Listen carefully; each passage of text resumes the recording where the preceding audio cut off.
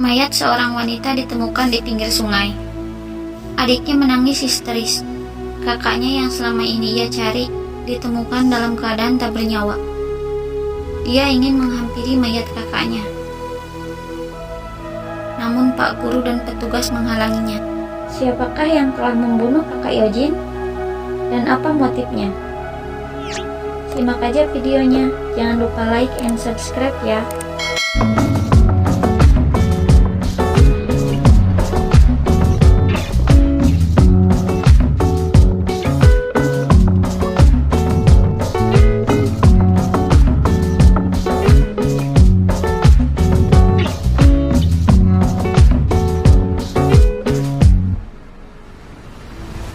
Pak Yuk. Dia adalah seorang pelatih tinju. Dia marah karena dia dan muridnya dicurangi dalam sebuah pertandingan tinju. Dia memukul seorang ketua asosiasi hingga pingsan. Dan karena itu, dia kehilangan pekerjaannya sebagai pelatih tinju. Kemudian dia pergi ke sebuah kota dan mendapatkan pekerjaan baru. Dia bekerja sebagai guru olahraga dan kepala kesiswaan. Dia merasa ada yang aneh dengan kota ini. Pak Yuk bertemu dengan kawan lamanya. Dia seorang polisi di kota itu. Yojin menempelkan selebaran pencarian orang di mading sekolah. Ibu guru memarahinya dan menyuruhnya untuk melupakan kakaknya yang hilang. Pak Yuk makin merasa aneh dengan keadaan orang-orang di kota ini. Pak Yuk berpatroli. Ada kegiatan kampanye calon gubernur. Dia melihat Yojin dan mengikutinya. Yojin masuk ke dalam sebuah bar. Yojin menaiki tangga. Pak Guru mengejarnya. Yojin ditarik seorang laki-laki. Pak Guru menyuruh laki-laki itu melepaskannya dan membawa Yojin pergi. Yojin menanyakan tentang keberadaan kakaknya kepada seorang wanita. Dengan ragu, wanita itu menjawab tidak tahu. Pak Guru mengantarkan Yojin pulang. Yojin turun di tengah jalan. Yojin berjalan. Ada mobil menghampiri. Yojin curiga. Diam di tempat dan teringat handphonenya. Yojin dikejar seorang laki-laki. Dia ditangkap dan dibius. Telepon Yojin berbunyi.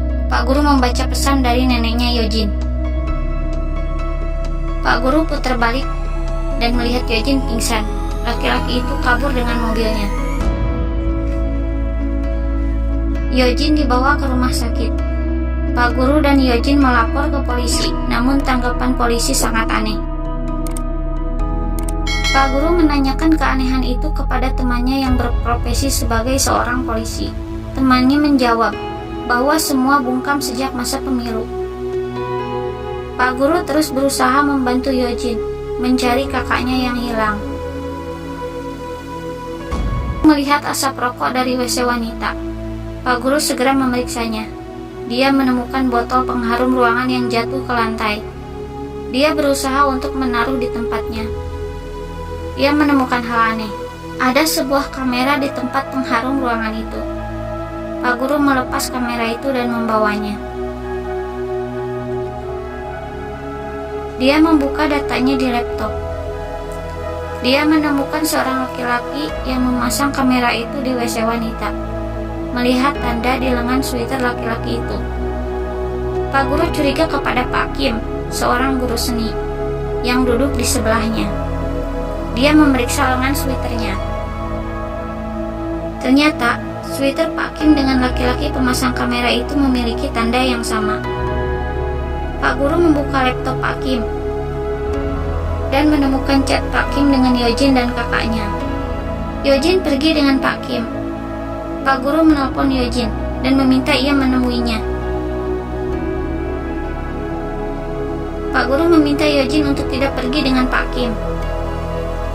Pak Guru menjelaskan kalau Pak Kim seorang guru cabul yang memasang kamera pengintai di WC wanita dan memberitahu Yojin bahwa Pak Kim yang menjemput kakaknya semalam sebelum dia hilang. Pak Guru memberitahu Yojin bahwa Pak Kim memiliki kelainan. Yojin mulai ketakutan, mengirim pesan kepada Pak Guru. Yojin terus menanyakan tentang kakaknya kepada Pak Kim, hingga Pak Kim marah dan memukulnya. Yojin pingsan. diikat di rumah Pak Kim, mulutnya dilekban. Yojin melihat handphone kakaknya di lemari Pak Kim. Pak guru datang mendobrak-dobrak pintu dan jendela. Yojin ditarik. Pak guru melihatnya dari jendela. Pak guru merusak pintu dan masuk ke rumah. Pak guru memukul Pak Kim. Yojin melaporkannya ke polisi. Polisi datang, membawanya dan menahannya. Yojin membagikan selebaran pencarian kakaknya yang hilang. Pak guru menerima telepon, dapat kabar dari temannya seorang polisi. Pak guru menuju lokasi.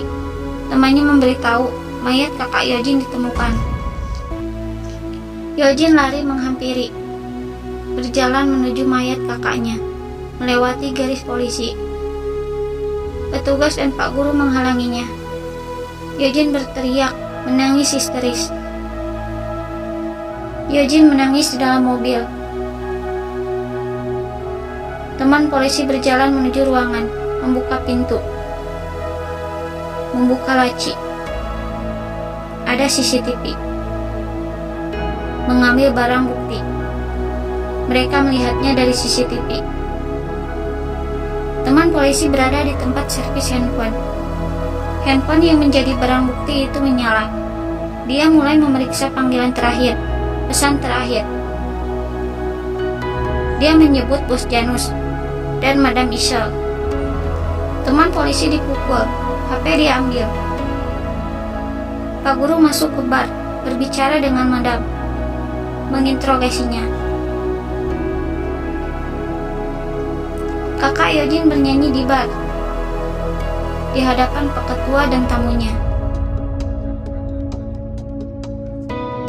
Pak Ketua kaget, karena kakak Yojin mengenalnya. Kakak Yojin adalah salah satu murid di sekolahnya.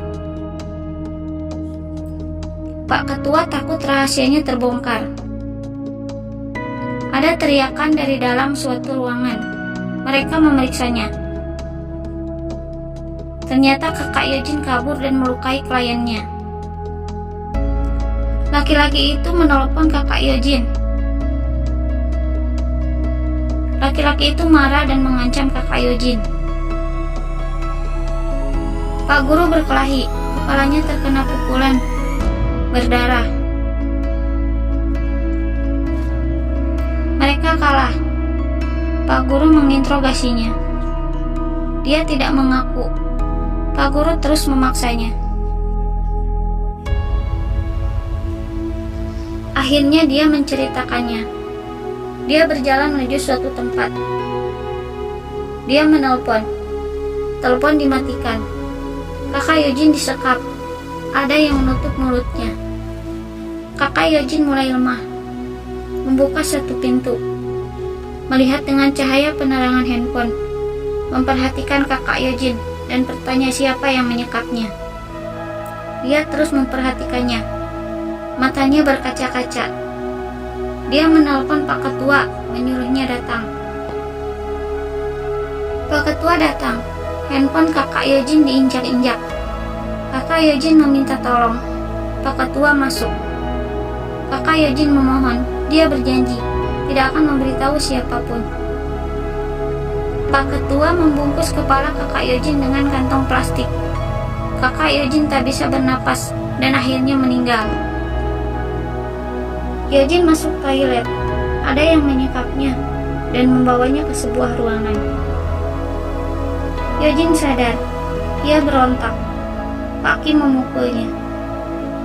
Yojin pingsan, dimasukkan ke dalam lemari. Pak Ketua masuk. Dia marah-marah, menyuruh Pak Kim pergi ke Amerika dan tinggal di sana sampai pemilu selesai. Yojin sadar dan mengintip dari dalam lemari. Yojin melihat dan mendengar Pak Ketua mengakui kalau dia yang telah membunuh kakaknya demi nama baiknya sebagai calon gubernur. Pak Ketua menghajar Kim, menginjaknya, memukulnya dengan lukisan. Ada suara dari dalam lemari. Pak Ketua menuju lemari. Kim mengambil gunting, bersiap menusuk ayahnya. Telepon berbunyi. Pak Ketua pergi. Kim membuka lemari. Yojin menyemprotkan spray ke mata Kim dan berusaha kabur.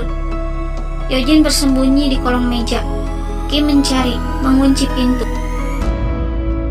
meminum bir, memecahkan gelas. Pak Guru mencari. Eugene ketakutan, menutup mulutnya. Kim mengangkat meja. Eugene keluar dan berlari. Kakinya terkena serpihan gelas. Dia jatuh. Lehernya tertusuk pecahan gelas. Dia merangkak dan pingsan. Pak Guru mendengarnya dan mendobrak-dobrak pintu. Pak Guru mencabut serpihan gelas dari leher Eugene. Kim mengambil gunting, menusuk Pak Guru. Pak Guru mencabutnya. Kim berusaha kabur. Pak Guru menghajarnya. Kim terjatuh, terkena pecahan gelas. Kim mengelabui Pak Guru, berusaha memukul Pak Guru. Pak Guru melawan dan menghajarnya lagi. Kim terjatuh dan pingsan. Pak Guru membawa Eugene ke rumah sakit. Perhitungan pemilu sedang berlangsung. Pak Ketua menang. Semua bersorak. Di perjalanan ke rumah sakit, Eugene menceritakan apa yang dia dengar waktu disekap. Dia memberitahu Pak Guru kalau kakaknya dibunuh oleh Pak Ketua. Pak Ketua naik mobil. Mobilnya melaju. Mobil Pak Guru menyerobot, berusaha menghadang mobil Pak Ketua. Mobil Pak Ketua menabrak tiang lampu merah. Pak Guru turun dari mobil, menghampiri mobil Pak Ketua. Seseorang berusaha menghalanginya. Pak Guru memukulnya. Pak Guru menatap Pak Ketua yang berada dalam mobil. Pak Ketua marah-marah dan terus mengancam Pak Guru. Pak Guru menonjok kaca mobil hingga pecah. Pak Ketua ketakutan. Polisi datang dan menangkap Pak Ketua dengan tuduhan pembunuhan siswa SMA. Film pun selesai. Jika kalian suka dengan filmnya, jangan lupa like dan subscribe ya. Terima kasih.